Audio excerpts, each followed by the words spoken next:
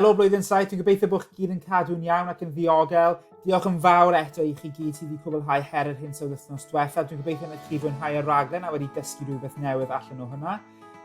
Dwi jyst eisiau esbonio i chi'n sydyn iawn beth yw'r tasg diryddiaeth ar gyfer y wers yma. Felly, mae'r tasg ar gyfer chi'r wythnos hon ychydig yn wahanol i'r dasgau chi wedi cael dros yr wythnosau diwethaf. Yn hytrach na gwylio fideo, tro yma mae angen chi darllen yr adnodd cyn bod chi'n gallu mynd ati i cwblhau y quizzes.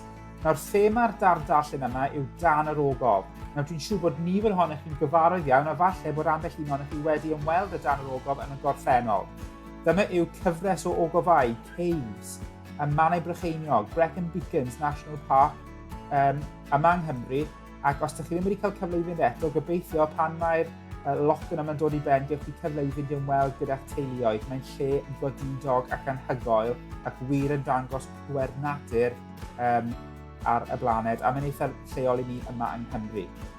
Beth mae'r dan darllen yma'n rhoi i chi yw llawer o wybodaeth cefndirol ynglyn â pryd cafodd yr ogof ai ddarganfod, pwy wnaeth ddarganfod nhw, a bach o hanes am yr ogofau. Mae yna llawer o dermau newydd i chi yn y dasg yma. Fe welwch chi wrth i chi sgrolio lawr i'r gwaelod fod yna geirfa i cynorthwyo chi gyda rai o'r termau anodd yma. Ond wrth i chi fynd trwy'r dan darllen, os oes yna dal dermau sydd yn peri gofyd i chi, wrth gwrs mae ganddo chi geiriaduron, gech chi troi at rein, mae ganddo chi niwron chi gyda mynediad at rein ar-lein. Felly dwi'n annog chi i defnyddio geiriadur os oes unrhyw dermau gyda chi ddim yn hollol sicr. Nawr, mae ganddo chi link wedyn hefyd i'r quizzes, a pan ewch chi'r quizzes, fe welwch chi bod yna cyfres o gwestiynau o fathau gwahanol.